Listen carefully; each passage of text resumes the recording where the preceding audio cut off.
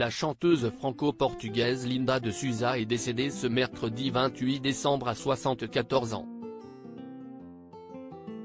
Peu de temps avant sa mort, elle avait exprimé une volonté à son agent Fabien Lecoeuvre qu'il n'a malheureusement pas pu réaliser.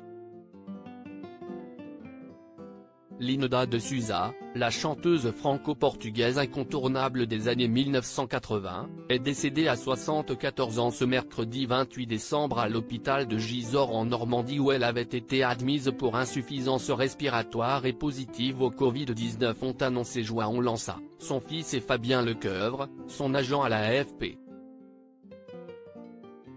Son fils João Lança et moi-même, avons la douleur de vous apprendre le décès ce matin à 10h10 de Linda de Souza, a écrit Fabien Lecoeuvre. La chanteuse, dont les dernières années ont été difficiles, a connu un énorme succès en France avec plus de 40 millions de disques vendus, mais également à l'étranger avec ses titres Le Portugais ou encore Tiroli Tirola.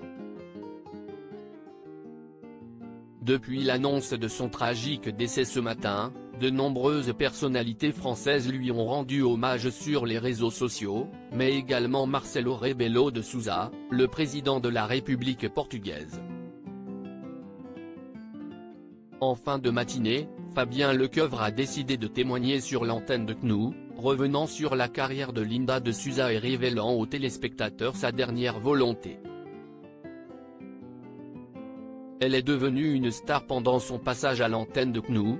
Fabien Lecoeuvre, agent et tuteur cette dernière année de Linda de Souza, s'est confié à propos des derniers instants de la chanteuse.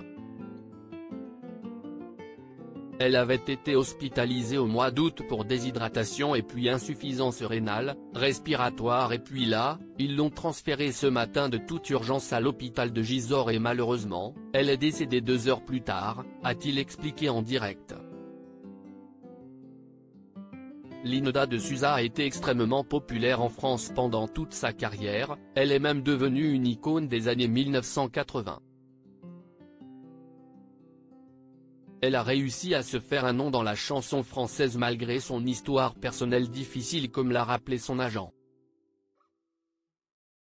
C'était une personnalité en plus, c'est-à-dire ce qui est intéressant à expliquer, c'est que sa réussite est un conte de fées. Elle était partie de rien finalement du Portugal, elle avait passé la frontière avec son fils par la main, a-t-il raconté. De cette femme de chambre qu'elle était devenue pour gagner sa vie en France à la fin des années 1970, elle est devenue une star qui d'un seul coup a rassemblé des foules, de l'Olympia au plus grand stade dans le monde entier. Elle voulait que je la place dans un couvent. Fabien Lecoeuvre est persuadé que l'œuvre de Linda de Souza, son patrimoine, va perdurer après sa mort. Quand un artiste s'en va, il laisse une œuvre musicale. Je pense que ce qu'elle va laisser évidemment, c'est un patrimoine, ce sont des chansons, c'est une œuvre musicale avant tout. Et peu de temps avant son tragique décès, la chanteuse avait fait part d'une envie particulière à son ami, qu'il n'a malheureusement pas pu réaliser. Elle m'avait dit encore la semaine dernière, qu'elle voulait s'en aller. Elle m'avait même demandé de lui trouver à ce moment-là un couvent parce qu'elle était devenue très religieuse. Elle parlait régulièrement comme ça, elle faisait ses prières toutes les 2 heures, a-t-il avoué. Avant de conclure avec beaucoup de peine, elle voulait que je la place dans un couvent, pour avoir une retraite religieuse, et finir son existence comme ça. Malheureusement, je n'ai pas eu le temps puisque la maladie a été plus forte finalement. À lire aussi mort de Linda de Souza, relation compliquée avec son fils, problèmes financiers.